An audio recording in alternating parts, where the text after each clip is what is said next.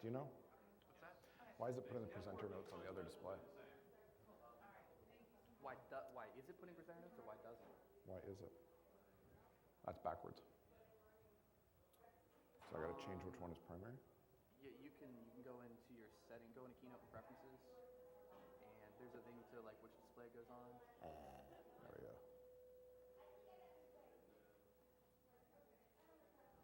Or not.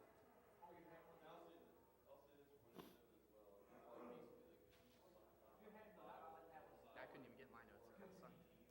I was cutting on my iPhone.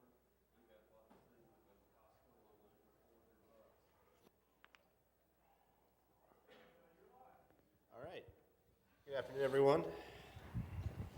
James Arlen is a man whose career and reputation have been built on a foundation of bold moves, trusted partnerships, and an insane amount of caffeine.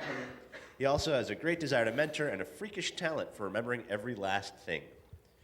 Myrcurial is a co-founder of Hamilton Hackerspace, writer for Liquid Matrix Security Digest, and contributor to Make magazine. In his spare time, he likes to take things apart and add lights and sounds before putting them back together.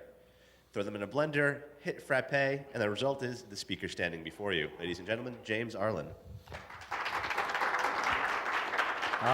You have to excuse me. All of you are absent. The lights are really bright in my face. So, welcome to the talk. Glad you could come and join us. We know that you're worried. We'll get to the worried part at the end, and trust me, you don't have to be worried. My name is James Arlen. I'm a former CISO. I don't do very much CISO work right now because CISO in the financial industry is also a good way to say orange jumpsuit is your favorite color. I am a suit. It's kind of terrifying. The reality is that being a suit is an interesting place to be. No one would think it would be interesting, though. Certainly not from the perspective outside the suit. A long time ago, in a galaxy far, far away, I used to do this thing with scissors and glass slides. We called it multi-image. If you think way back, this was when photographs were on plastic film. This is something that most kids today are completely unfamiliar with. We also had circular audio recording mechanisms that did not use lasers. In this way, they were substantially less cool than the current methods. I also had dreams. Once upon a time, I dreamt that I would actually get a vacation on the moon, my food in pill format, and there would be some sort of jetpack assistive device to get me to work. And I also used to get into a lot of trouble hanging out in bars and drinking to extreme ends. Fridays and Saturday nights ended when the ugly lights turned on at the bar. And now frankly, I'm one of them. It works out in my favor, though, because unsurprisingly, being a senior officer in a corporation pays relatively well. It certainly pays better than pizza delivery, and it pays better than I live in my mom's basement. This is a plus in almost every single way. And I'll tell you a whole bunch of reasons why, and I'll tell you how I got here. The interesting stuff starts almost from the very beginning. When you start out self-identifying as a hacker, and I bet you more than 2 or 3 people in this room do self-identify as hackers, you realize that you're never going to fit in. And it used to be, back in the 80s when I started hacking, never going to fit in means you're intimately familiar with the sensation of someone's shoe hitting your crotch. This is not the best way to become familiar with that sensation, by the way. There are sites on the internet for that. I spend a lot of time talking to people who are trying to figure out the security industry and what the security industry is all about. And part of the discussion always turns into, well, what do you want to be? What do you want to do? What is your contribution going to be? And you know, this is like that classic, what do you want to be when you grow up, guidance counselor kind of stuff. It works out kind of positively in some ways. Most people say, I want a job. And I say, okay, the kind of job where you only work 40 hours a week is the kind of job where you're going to be in that position for the rest of your life.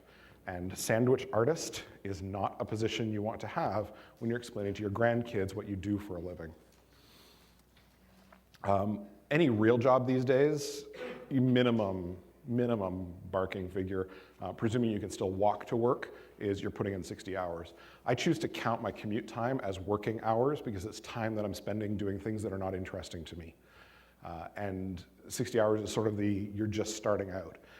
Consider that amount of time. That's more time than you'll actually spend sleeping.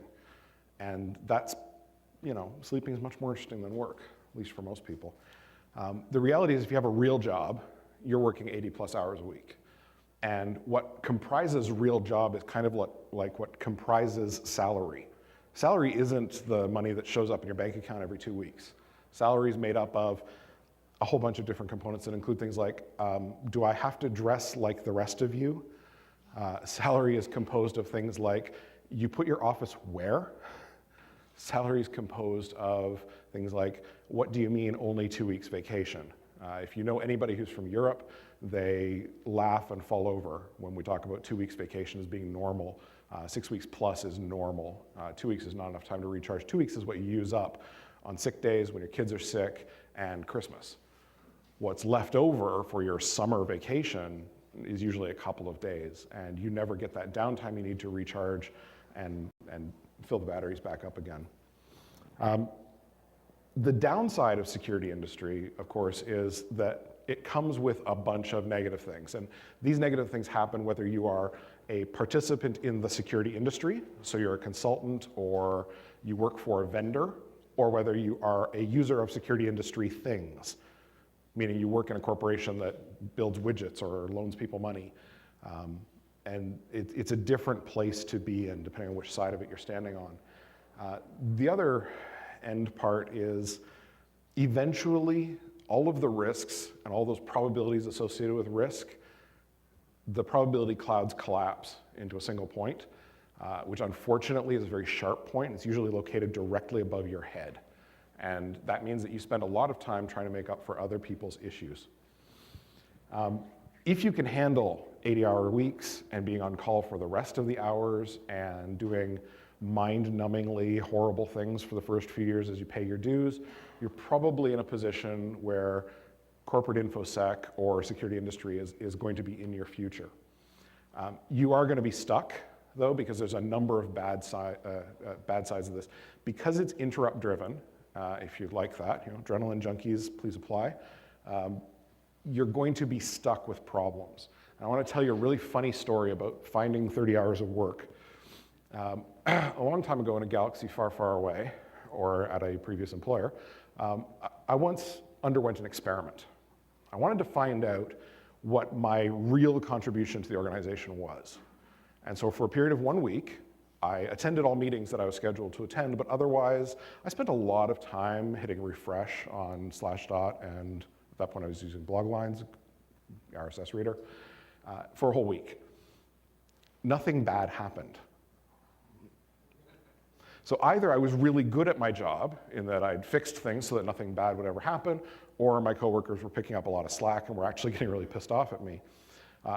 If you fast forward a couple of years, had a conversation with one of my coworkers at the time, Dave Lewis, and he said that he was doing it the same week. We compared notes.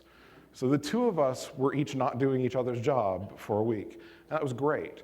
But when you compare that to some other weeks we had, where we would get into the office when it was summertime and still dark, and leave the office when it was summertime and dark, that's, if you're from this part of the country, you understand in the winter you're going to do that every day anyways. In the summer, if you're doing that, you're working too damn hard.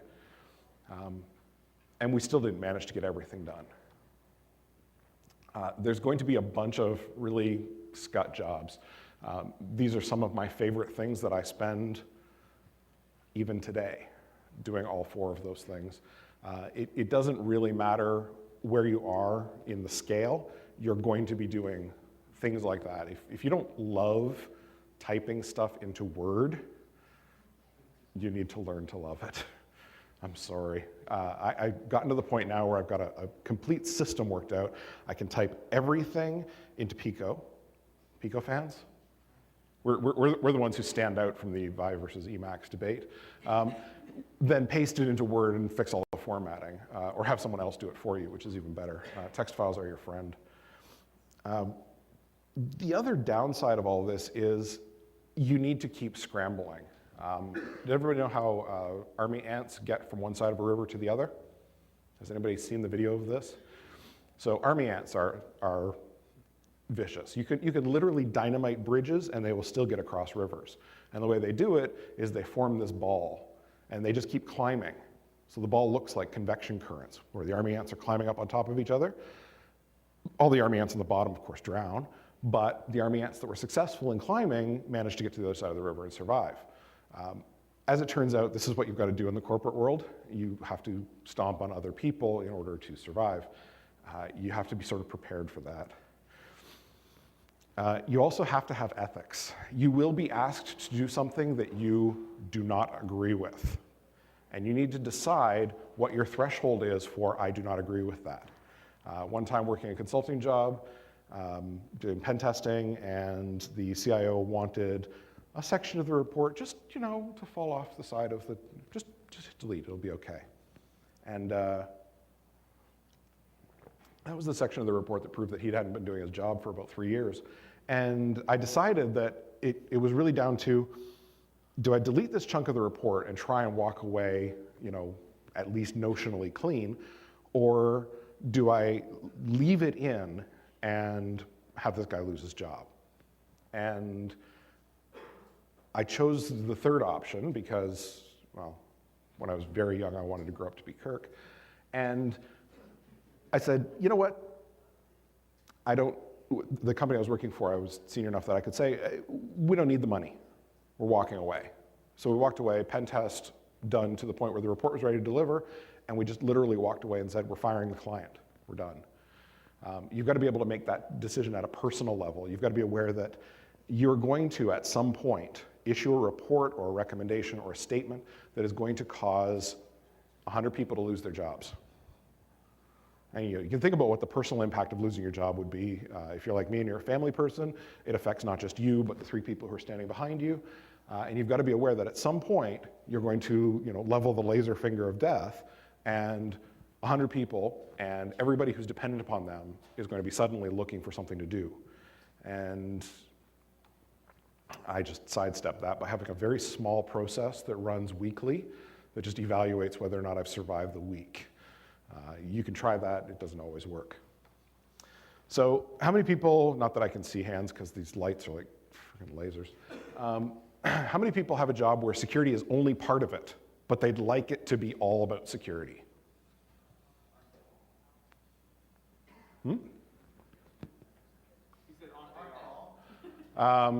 No, my job's pretty much all about security, so yeah. We'll talk though, I think you've got a point that I'll make later on, but you're the kind of person who spends some time unglitching print queues and some time fixing firewalls. So you've got one of those in-between jobs. If you're not at step 1, that's terrific, we can skip through to step 2. Getting that first all security job though is often quite difficult. If you're not lucky enough to land in it, most people get into the security industry by accident. Remember I said I was an artist for a while, then I was an accountant for a while, and then I landed in the security industry.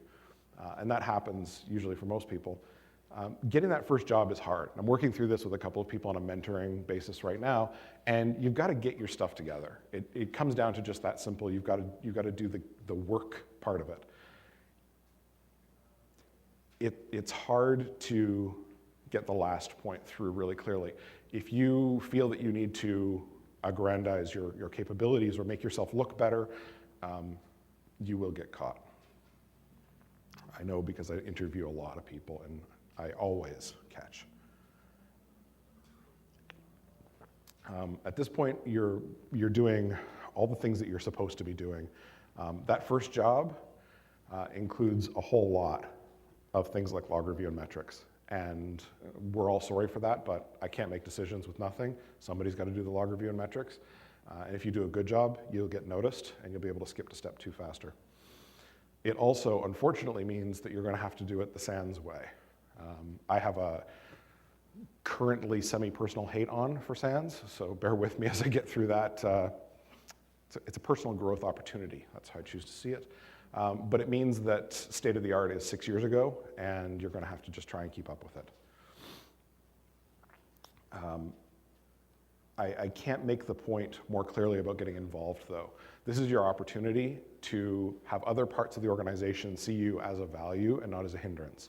So even though you're at the bottom of the tier, and even though you might be working in a security group or security department that is not forthcoming with doing things in a way that is user-centric, you're still going to be there.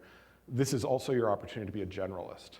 I've had more than one occasion to be sitting in a meeting with people who are experts in more than just Windows and servers and server hardware, ILO cards and stuff like that, SANs, AIX, a whole bunch of variations on the desktop platform sets, a couple of odd Unixes, Tandem. You're all sitting in the room with them and you're saying, this is the way you've got to do security going forward. And they say, but you don't know anything about our platform. And I'm like, so try your best bullshit test on me. And you've got to be that level of generalist. You've got to be able to understand from their perspective what their pain points are. So when you're in that step one job, when it's your first real security job, that's a chance to start to pick that stuff up. If you're doing log review, you're going to learn a lot about how the internals of that operating system work. It's a great opportunity to do that learning, and you should do it. You also shouldn't be afraid to quit. The trick, though, is that you've got to stay at least 1 year. If you're working consecutive 6-week contracts, they better actually be contracts and not, I got frustrated and left. Because again, people will find out. And you've got to spread yourself around. At the very least, you've got to work in an organization where you're just a number, in an organization where everybody knows your name, and in an organization where everybody hates you, especially taxpayers. And you've got to spend a lot of time on this non-technical stuff, to put it most politely. You're on a path, and we'll go into more detail on this, but you're on a path where you have to be the go-to person. I would recommend that you go back and review. There are a series of documentaries that were done on PBS that talk about how to get along with other people and likability. The main presenter is a very large anthropomorphized bird, has a frog friend. You might have seen these documentaries. It's very important to review them. Beware, though, they use an anti-pattern character, though. Apparently, must be homeless, lives in a garbage can. Work your way through those, and you'll find out that all of those lessons still count, even though, fortunately or unfortunately, we've become adults, and we can't just sit on the couch and eat Cheerios. Eventually, you'll get tapped for your first management job. It's usually under the guise of something called team leader, which stands for junior assistant manager of. If you're in the fast food industry, you actually get the title junior assistant manager of. Team leader, I think, does have a certain professional ring to it. The trick, though, is that the job of team leader, again, has nothing to do with technology. It has everything to do with keeping the other parts of the organization off of your coworkers so they can get the work done. That time that you spend running interference, though, is time that's taken away from your skills building. So this is where you've got to come to grips with the fact that skills building isn't, for the rest of your life, going to mean it's blinky and it's shiny and it has a user interface. It means that you're going to have to interface with users. I should have been clicking through those slides. The giving up on the hacking machines is hard, and unfortunately, for a brief period of time, you're going to have to give that up. There's a whole subsection of things from around 2001 to 2004 that I have no grip whatsoever on. So there's a whole section of how to pen test things and how to attack things and how computers work from that period of time that I have no grip on whatsoever. However, during that time, I did learn how to cause large, they would be, they're called Profit 50 in Canada, so they'd be like Fortune 1000 companies in terms of the North American perspective. I know how to make them work and do what I want them to do. So I think that's a reasonable trade, a trade that was worth it. The downside is that means that I've had to spend a lot of time doing things that are less interesting. HR reports are not interesting. I love having indirect reports, people that I can tell to do things and they have to do them, compared to direct reports, which are people that I can tell things and they have to do them, and if they get sick, I have to pat their fuzzy little heads and tell them that it'll all get better. Again, opportunities for personal growth. Everybody should have one of those lists. You're also going to have to begin to learn about horrible words like budget and financing, because you have to finance your own operation and you have to get along. The getting along is hard, really hard. The trick, though, is that you're, again, expanding that circle of organizational units that you have contact with. So you're not just, security help desk. You're not just, enterprise security operations center. Can I help you? You're not just the poor person who's sitting looking at, because most companies are really anal about this stuff, a terrible interface for log reading, to the point where grep would be an improvement. But that's sort of the life that you're stuck with. The trick, though, is people begin to know you as someone who just knows their crap. So everybody in security has got a million things on the tip of their brain, right? You can point at anybody in the audience and say, so what's the best way for me to exploit MSO 902? Half the audience is like, oh, well, and launches into an hour-long dissertation on the problem. You've got to be that way with a whole bunch of other stuff, and that can be a bit of a push. But you know the different parts of the organization. And best of all, if you shift organizations, you'll discover that other people have shifted along with you. You'll keep running into the same very small group of people. In the context that we're in right now, I've seen more than half of you at another security conference, right? You've seen me too, haven't you? Right. But those people that'll travel along with you through organizations in the city or town that you work in, you'll also recognize archetypical people. There's Edna. She works in HR. She wears jogging shoes when she's not at her desk, but wears high heels when she's at her desk. You know her, and you know everything about what that archetypical person does and how they fit into the organization and how to make that person do what you want them to do. Eventually, though, you're going to have to work with executives. And unfortunately, that means that you've got to change a whole bunch of things about how you talk to individuals. The talking to them becomes the hard part. It really does. You have to change the whole nature of your language. The first point is that if you like to use $75 words because it's the most precise way to express the issue at hand, you can stop that now. I got into a vicious argument over whether proscribed or prescribed was the correct word. I meant proscribed. I said proscribed. You've never seen the word proscribed? I'm terribly sorry for you. You should pick up a copy of Reader's Digest. It has a beautiful feature every month to increase your word power. The trick, though, is you're at a point where the money's starting to look really interesting, okay? This is where you're either just within the grasp of six figures, although that doesn't mean what it used to, or you're just above six figures, and there's that lovely sensation like, ooh, I'm never gonna be a millionaire. But going back to the speaking their language thing for a minute, we all talk about things that are probabilistic risks, right? Probabilistic threats. What are the chances that somebody is actually going to violate your Windows machine when you put it on the internet to get that first 290 million byte download of crap from Microsoft? Well, probably you are going to get attacked, but maybe not. And the kinds of people that you're dealing with now, they understand risk. They make risk-based decisions all the time. They just don't use that kind of language. They're not accustomed to talking to other people about those sorts of risks. So you've got to change how you express yourself. So you start living in a world of analogies. Everything is an object lesson. And it's fortunate and unfortunate simultaneously, but it means that you've got a whole bunch of back pocket ones. And I'm going to gift you with the best back pocket one. If you go through any of the religious training programs, ISC2 or ISACA or SANS, You will have been told that the biggest risks to an organization are the legislative risk, the regulatory risk, and the reputational risk.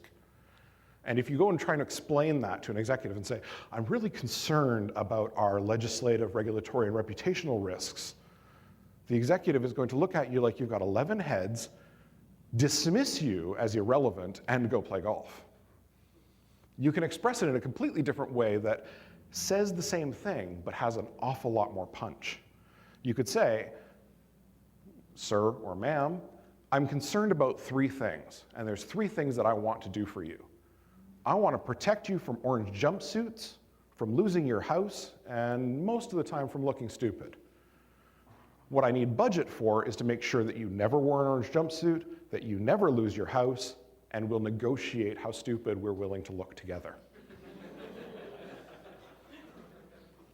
Done. They understand. Of course they don't want to wear an orange jumpsuit. Most people look horrible in orange. They don't want to lose their house, because explaining that to the spouse, not easy. Not easy at all. Honey, we can't afford a storage unit and we have to move. Not a phone call anybody wants to have. And looking stupid is something that executives are accustomed to.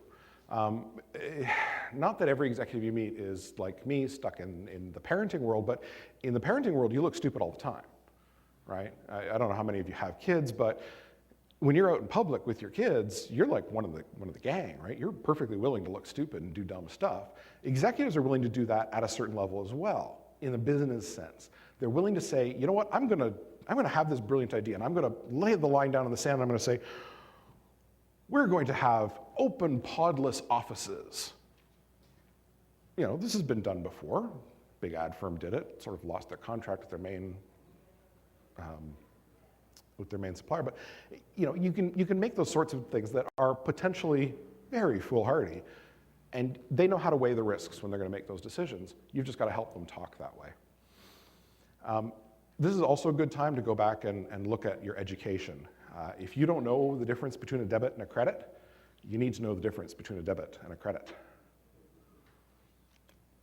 The way that it looks on your bank statement, not the way that you need it for your day-to-day job, by the way. That's the little accounting hint there. And because I went through the hell of T accounts, you all should too. But take some business courses. Most schools have the equivalent of an I'm going to audit the MBA course because I'm not actually qualified to take an MBA. They've got nighttime courses, they've got weekend courses that can help you understand some of this stuff, that can help you understand labor relations, that can help you understand economics. Because if you came into this the way that I did, you came up through being the kind of person who thinks outside the box and does crazy ass things that turn out to be very cool in the end, you're an artistic temperament, you don't have that background in cold, boring things like economics and why it makes more sense for you to take option A than option B, and here's the proof. There's some downsides to taking business courses. The people that you're taking business courses with generally aren't going to get your sense of humor. So mostly sit near the back of the class and stay very quiet. The other thing is that you've got to start changing your image. If you haven't started changing your image on your path through team leader, there's a whole bunch of downsides to this. The major downside is eventually you've got to put the suit on. Business suit for women, which I've heard is a much more uncomfortable garment set than the comes with a noose business suit for men. But it includes a whole bunch of very important things. I'm going to tell you that you can't wear the joke shirt as an undershirt because it shows through. I'm not going to tell you why I know that. The other part of it is there's different ways to choose to appear to be knowledgeable. You know that the number one method to appear to be knowledgeable is to wear a tweed jacket with the leather arm patches. There are other ways to appear to be knowledgeable, and one of those is to look like you know your shit cold. Now, if you actually know your shit cold, but you dress like you live in your mom's basement, no one is going to take you as a believable source of information. But if you know your shit cold and dress like you know your shit cold, people will be lining up at your door. And I mean that quite literally, lining up at your door for advice. The other part of it is, of course, that you're in a place that you've never really been in before. Giving this talk at a con is kind of funny because we all sort of fit in, right? I mean, it's the only place where you can really fit in, wear your heart on your sleeve. Actually, there's a person walking around with a heart. It beats on their sleeve. The downside of that is when you're not at awesome places like NOTACON, you can't do any of those things. So the bizarre stuff that makes you happy is things that you leave at home and you do your best to fit in. If they find you, they will flush you out of the tribe so fast, it's freakish. Hello, computer. This is the time where you can pause. You've gotten to the point where, as long as you're at an executive integration level, so where you're regularly speaking to people who have chief as part of their title, and they're not people who pump gas. Those people also often have the title, hey chief. You're in a position where you can start to do cool stuff. When you're making $100 an hour, a $50 RFID kit is very cool. This is also an opportunity to adopt early. I bought an EPC 701 very, very shortly after they came out. So because I bought the crappy low resolution 7-inch screens, all of you have the really nice 9-inch, 10-inch resolution that actually works, because 800 by 480 doesn't work for anything. I actually gave that machine to my son. He recently had an accident. You can get bologna and chocolate milk vomit out of an EPC 701. Takes a little while. The other thing that starts to happen is you start to have budgets for things, and the company can start to pick up that tab, which is good. You should spend some time just being. This is sort of a pause to catch your breath before you jump the next step on the ladder. You've also got to be aware of people who are going to try and trip you at this point. Most large corporations are an exact mirror of high school. What's interesting is, and I've only heard this, I haven't recently been back to high school, but apparently nerds are on the rise. People are using these computer things to communicate with each other, and that's turned into a great opportunity for us. The downside is that all of those things that you remember from high school, they're doing them and worse in work. At the most senior levels of publicly traded corporations, you will find passive aggression, the likes of which even my mom does not execute on me. You will be treated like a dork. Somebody, usually somebody who got a touchdown or a basket, these are apparently sports terms, one of those individuals will find you and decide to treat you the way that all nerds should be treated. Again, there's a documentary available. It took place back in the 80s about guys that spent a lot of time having their underwear yanked up over their heads. You'll also experience something called matrix management. If you haven't experienced this, it's outlined well in the documentary Office Space. You've got more than one boss, and you get accustomed to having more than one boss pretty much all of the time. This can work to your favor in that you can play your bosses against each other, which is a very awesome, awesome game. Don't ever let them find out that it's an awesome game. They will take that game away from you. If you find yourself really fitting in, it's just not good. This is also, as part of that pause time to maintain those contacts, maintain that networking. It's very important because, generally speaking, the industries are very small. I'm from, well, I don't live in Toronto, but I work in Toronto, spend a lot of my time in Toronto, Ontario, which has a very, very small, very incestuous security community. Everybody knows everybody. And that means that at some point, you will find yourself working for someone who used to work for you.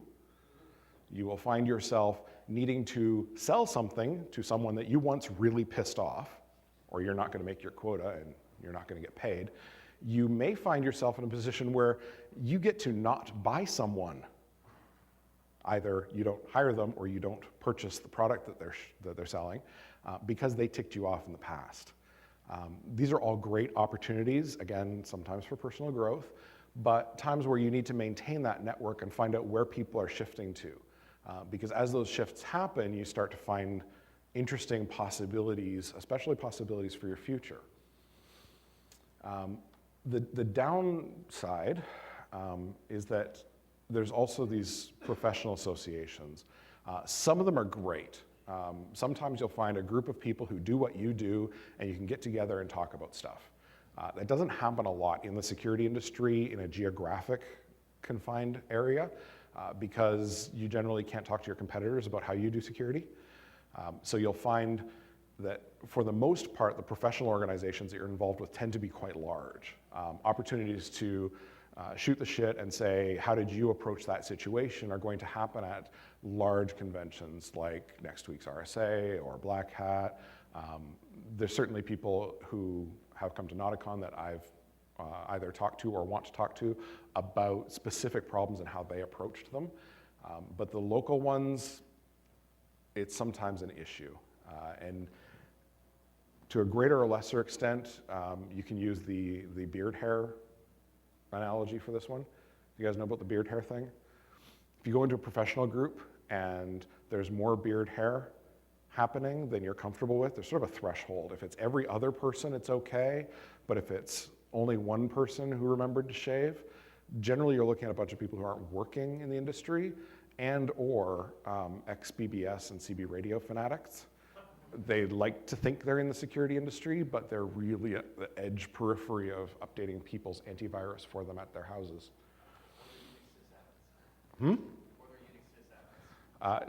Yes, but never piss off a Unix sysadmin. Those are some of the most difficult people in the world to get along with. They seem to be at war with the DBAs. Don't piss off either of them. That is a great opportunity to make friends and influence people through the judicious application of alcohol and or fetishes.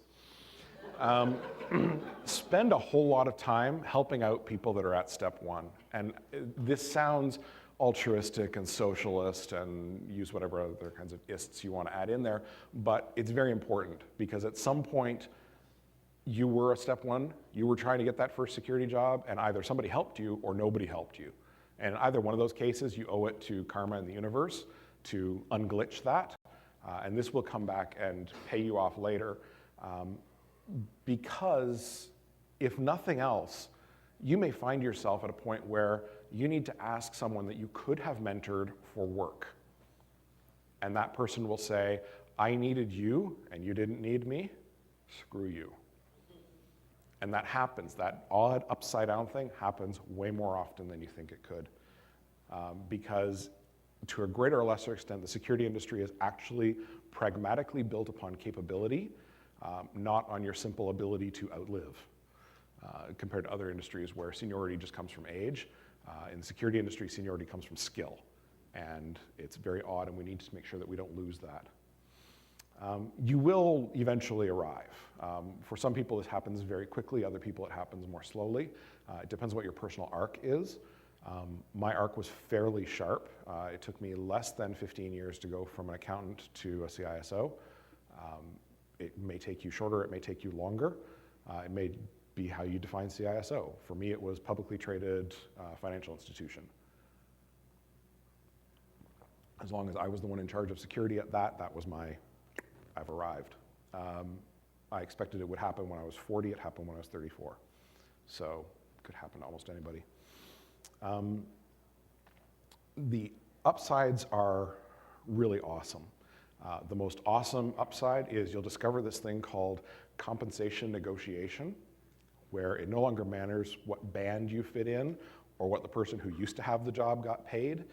You can figure out what you want to be paid, and you can start to play off those, I'd rather only come into the office 4 days a week, not 5, and I'll let you save some money that way. Or you can say things like, I'm going to be going to Black Hat and DEF CON this summer, and it costs about $5,000. Either you can send me, or you can give me $10,000 and I'll pay after tax. It's up to you. Most organizations do understand debits and credits, and they will do the right thing there. In most organizations, you're in a position where the CISO is not well articulated. I was the first CISO for a mid-market sized bank. So every CISO after me will be compared to me. But it's a great opportunity to step in and really realign organizations, pull them out of blinky lights and shiny things and help them understand that until they fix their users, they're not going to be able to fix their problems. Now I'm going to give you some new content. This stuff is really important as it's starting to happen right now. I got like a hair or something on my tongue, it's disgusting. So you know about these two characters and what they've done to the world. And I wouldn't fault anybody for being a little bit worried about what's going on. Things to remember, we know exactly why and how this one happened, which makes it easier to undo. Everybody who's done forensics work knows this. As long as you can figure out how it happened, you can undo it. But we're in a very unique time. It's not as bad now as it was when I was looking for my first job out of college. It's not as bad now as it was when my dad bought our first big house and had a mortgage at 17.5%. That's like credit card interest on a mortgage on a house. So you know it's not that bad, right? This is my latest inspiration. Everybody should have a copy of this. This is the Bray shield for the Special Air Service of the UK military. Who dares wins. It gets banged up in a bunch of different forms. It was misquoted in a movie, but it comes down to, very simply, you need to take a risk. And I understand that taking risks is very, very hard, especially personal level risks. You know, you don't want to give up what you've got, but sometimes taking that giant leap is the only way to survive. And it's so simple, it's agonizingly painful. You've got a job, try applying for another one. Because really, you might just get the job. I'm pulling this example from a talk that I did in Toronto where I was suggesting that people should do things in a different way, be a little less dependent upon the standard and a little more interested in doing cool stuff. And people said, but I can't do that. And the example plays out really easily. Anybody in an organization that uses outbound web filtering, you can't go and visit that site because it might have hackers. Yeah, you know those things don't work, right? Yeah, you know how expensive WebSense is for a corporation that has 1,000 users? It is not cheap. It is really, really effective, though, when you're doing the come to the woodshed security awareness talk, to say to somebody, when you're at work, I'm helping you to understand this because it's your first job, when you're at work, not at school, not at home, but when you're at work, I want you to imagine all of the time that your grandmother is standing right behind you. And at any point, you should be able to explain what you're doing on the internet. If you're not comfortable explaining it to your grandmother in excruciating detail, you probably shouldn't be doing it at work. So would you like to explain what you're doing at hotmoms.com to your grandmother? Most people, not so much. Oh, good Lord. There's one in every freaking audience. There's one in every audience. Yeah, but not actually that hot. Sorry. This is a great time to take those crazy risks and do good stuff. If you've got a job and you're comfortable and you don't feel like taking the terrifying risk of applying for a better job, by the way, there's lots of jobs available. The issue that we're having is not just the problem of sheer unemployment, it's that we don't have the right people for the jobs. I know of more than 6 director-level positions, so these are positions that are well in excess of 6 figures, that are currently sitting open. I know of 5 unfilled CISO jobs. These are jobs that make almost 200 grand a year because there aren't people to fill them. So that unemployment figure that's scaring you to death on CNN or Fox News, that unemployment figure is people who can't get a job because they're unwilling to do something. You ever find yourself really, truly unemployed and you refuse to take the job at McDonald's or digging ditches? You deserve to be unemployed. If you're not skilled enough to take a job, the job sits empty and shows as an unfilled position. They don't do as good a job tracking the demographic matches for that, but there's probably a job that is one step up from your current seniority level that's sitting empty, waiting for somebody smart enough to take it. So now's a good time to do that. Spend some good time working on Me Inc. How many people expect at this point that they're going to spend the rest of their working career with the company that they're at? Exactly. Go back even one generation and the entire room would have their hands up. Whatever company hired you out of university or college or high school, gave you a pension, you worked there for 35 years, they gave you a gold watch, and you walked away. That was your working life. I don't think any of us have that expectation.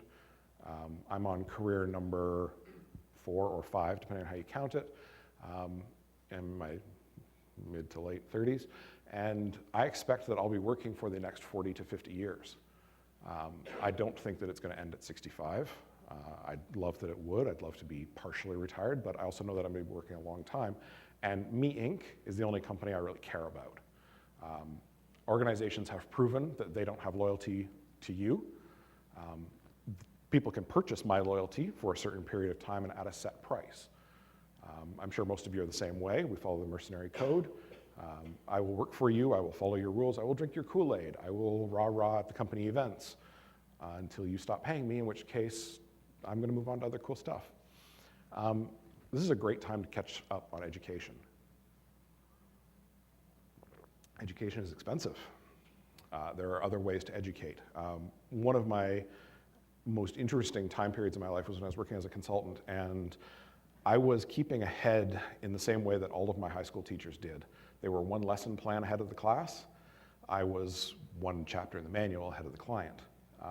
It's a skill that you need to learn. If you don't know a topic today, you'll know it tomorrow. And it's a skill that most hackerish people have, but they don't apply to their working lives.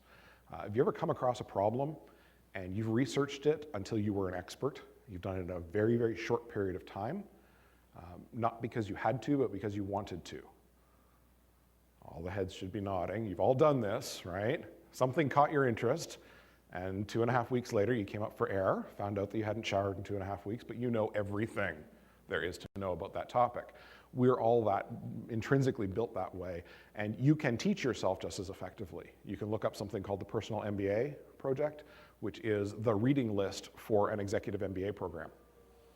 Do you need somebody to stand in front of you and say, read chapters 11 through 13 in this book, and then come back next week and we'll talk about it? Or can you just pick up the book and read it?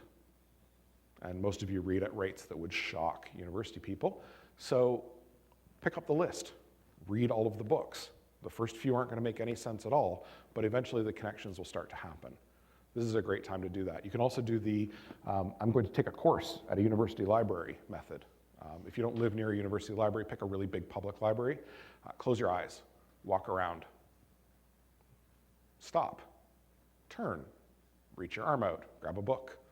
That's your new topic for study. Know it, learn it inside out, backwards, upside down. And spend some time doing the networking stuff. Spend some time doing pro bono work. I come across a situation recently where there's a charity that needs help. They're running computer systems. They happen to also have some health information. They're not doing a very good job of managing either of them. I can help. Does it cost me a whole lot out of my life? 6 or 8 hours a week. But is it making a complete difference in that organization?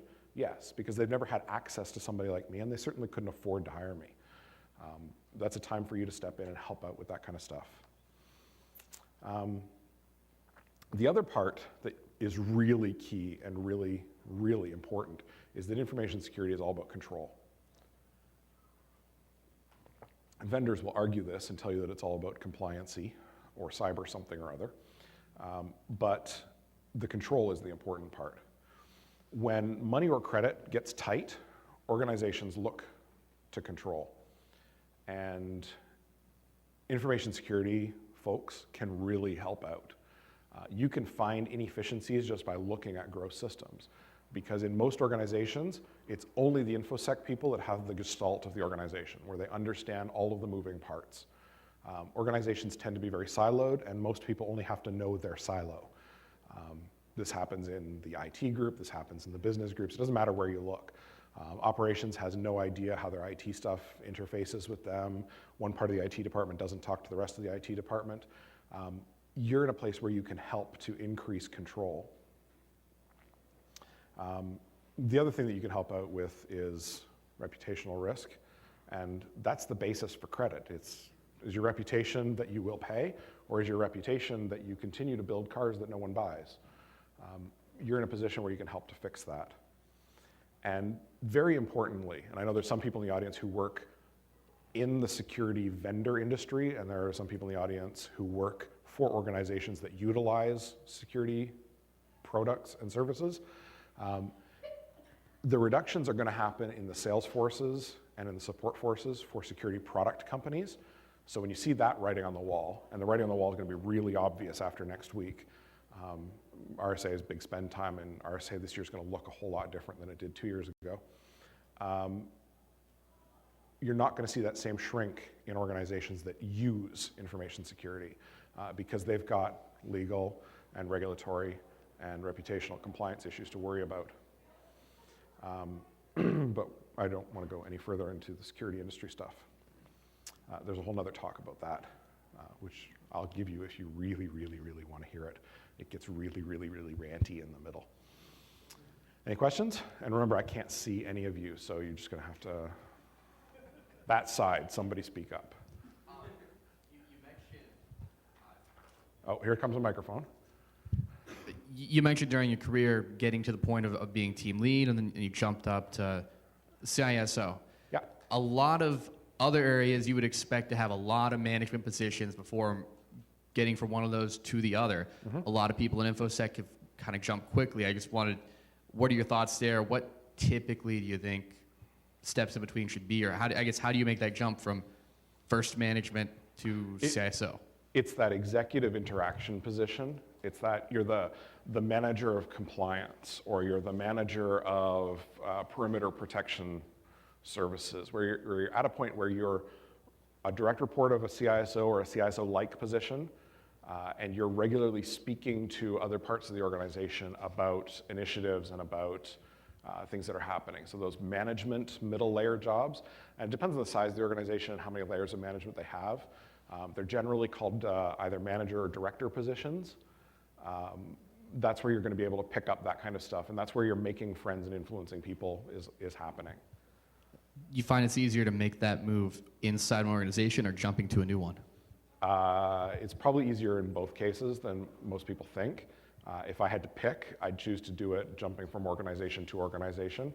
I try not to grow within an organization, but that's my personal preference, not to stay anywhere too long. I don't want moss growing on me. So really, you can do it either way. The thing to be careful of, though, is don't make yourself sound better than you actually are capable of pulling off. Or make yourself sound slightly better than you're actually capable of pulling off, so you've got a bit of a reach target. But that's probably the best way to handle it. Anybody else? Speak up, because literally, it's so strange. You guys need a view of this. I cannot see faces. Questions? Yes, no, going once? Oh, we got one. You mentioned that you had taken off that 1 week and did nothing. Yeah. How long did it take you to catch up in the following week or weeks? Or didn't it make any difference? It didn't make any difference. I should point out, that's because I'm an intrinsically lazy person. Intrinsically lazy sounds bad, but it actually works out to be really well. In most organizations, people like to turn hand cranks. They like to keep doing the same manual process. You know, if they could arrange the situation such that they always had to come in on Thursday afternoons to pick up a form from one box and put it in another box, they would. Because I'm intrinsically lazy, I'm willing to spend 2 weeks worth of hard effort to ensure that I never have to spend an hour a week, ever again. So when I design processes and when I design procedures, I design out all of those manual paper pushing or hand cranking kinds of steps so that they don't have to happen. And that enables me to do things like keep up on my RSS feeds. Does that make sense? I understand the catching up problem. That happens when you take holidays and you come back and your inbox has got 350 things in it. If you're smart, when you've left, this is, again, lazy, you put in your out of office notification, I will not respond to emails sent to me during this period. If you need to discuss something with me, please set up a meeting, either with yourself or with both of us, for when I get back, and we'll deal with it then. And then when you get back, you hit click on the top one, shift click on the bottom one, hit the delete key, and you're good. If it was actually important, people will resend the email, or you'll get yelled at by your boss. I choose not to process those email boxes when I get back. Any other questions? Yeah. Yep. So over here. Oh, hi. What are some other social engineer type tricks like that? Just hearing that made me totally change my question. What are some other social engineer type things that we can do to All right. get away from the 1-2 step? I shall continue to give away all of my best stuff. Here's a great one. Anybody use whole disk encryption? Anybody know the fundamental flaw in whole disk encryption? It only kicks in when you hibernate the machine or turn it off. So in an organization where we're implementing whole disk encryption, PGP, FTW, the issue that we had was that people were in the habit of walking away from their computers because we'd set the screensaver time low and machines would eventually go into suspend and it was all good, but the machine wasn't locking up. And so, because I'm lazy, I'm willing to understand that there's probably more than one or two other lazy people out there. I need to make the right way the easy way. So we made a very simple change. We pushed out a GPO that said, after a machine goes into screensaver, wait 1 minute and suspend, then wait 5 minutes and hibernate. And then when we were doing the user education training, we were talking about how whole disk encryption is going to affect their lives. We said, when you walk away from your laptop, close the lid, because that causes suspend to kick in right away. And we know that within 5 minutes of them walking away, which is a risk adjudicated period long enough, we know those machines are going to go into hibernate mode, and we know they're going to have to put in their pre-boot password to get the machine back up and running. So rather than giving them a 12-step procedure about how when you're locking your machine and you're walking away, you have to make sure to, it's just easier for them if we do a little bit of more work and give them a solution that doesn't require them to think about it at all. So I never had to explain to anybody, you've always got to shut your machine down to make sure that the pre-boot authentication works, because otherwise the encryption stuff isn't encrypting anything. And I was able to sidestep that entire conversation in a very, very easy step for me. What's half an hour, an hour's worth of administrator's time on a Windows domain controller worth? Literally about $65. So that's a cheap solution rather than going to 1,000 employees or 1,500 employees and spending half an hour explaining to them how whole disk encryption works. They just look at you like you're a complete nerd and walk away and say, yeah, whatever, dude, just I want to do the email and the interweb thing. So there's all kinds of places where you can do those very, very slick.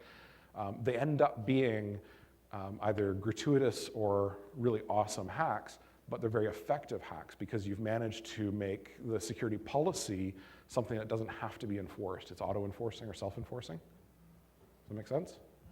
And you just look for those opportunities. I spend a lot of time fishing for opportunities. But when you're lazy and you don't have any other work to do, you can be very creative about that stuff. Most organizations, everybody is unaware that they're in a box. For most hackers, the box is a dot. You're that far out of it. Spend some time leveraging that. It's worth money. Anyone else? I see a hand in the middle. That's helpful. I'm coming at this from, I'm going to ask you to do something that you don't want to do as an information officer. Awesome. Okay. I'm a salesman, various things. Yeah. And basically, it's a relationship engineering sales. Yes. The more access I have to your information, yes, the more advantage I can take of you, but also the more advantage I have of being able to help you. Quid pro quo solutions selling, sell me what I need to buy rather than what you have to sell. Yeah. You're a salesperson I can get along with. Okay, now how do I go about essentially gaining your trust, either technically or in some other way, so that you're willing to open up your system to me? It depends on what open up means. If we've been working together for a period of time, I'll be willing to tell you things more often than not if you just ask. But you need to have a justification for why you're asking. So you need to lead the ball a little bit. And sometimes that will end up where you end up smacking yourself in the face. But tell me why you need it. Say, in order to do a better job of configuring our response to your requirements, we need to have a more detailed understanding of your network, number of devices, intent, essentially your intent for the sale. If I'm actually interested in your product, probably I'll answer it. But in order to get to that, you've got to do that trust building that you alluded to, and a lot of that is listen more than talk. I find just sitting back and listening can be terribly effective. There are some vendors who understand me when I say, do not phone me. I'm in my 30s, I don't do synchronous interruptive communications. I only do asynchronous non-interruptive communications. My phone message actually says, if you're planning on leaving a voicemail, don't send me an email instead. If you get that as a vendor, I'll talk to you. But if you get on the horn and you want to talk to me for half an hour and explain to me how cyber compliancy is really going to affect things and make sure that my future is better, I'm going to hang up the phone because I usually don't even have the patience to say goodbye. Yeah, well, So that's the trust building, is the listening. I was coming at this from a little different perspective. Oh, sure. You're the information officer for a company that sells products. You're a distributor for a distribution company. Sure. I want to make products for you to distribute. Yep. You have information on what you think the market will bear, what problems you've found in the field, things of that nature. I want access to that information so that I can answer the problem before it starts. And that information is in your computer. Yep. So basically, it's still the same answer when I ask how to get to that access information on an online regular basis without in a human interface. Be willing to sign an NDA and be willing to have in place a contract that has some rather vigorous terms about what happens if you ever screw up. And be aware that I will audit you regularly, and I will require that you have regular audits done. So I want to see SAS 70 Type 2s done by somebody competent. The Big Four are not considered competent for these purposes, in order to make sure that you're not going to completely screw me over by being a chink in my armor. So it's not really hard, but I'm back to contract language and making sure the contract language has penalties that are cash inclusive. We've got 1 minute. Or 0 minutes. Thank you. No problem. Anybody else? If you happen to see me, stop me, and we can talk about pretty much anything. The more beer that's involved, the more I'll talk. Thanks very much for coming. I really appreciate you sitting through it. Have an awesome time.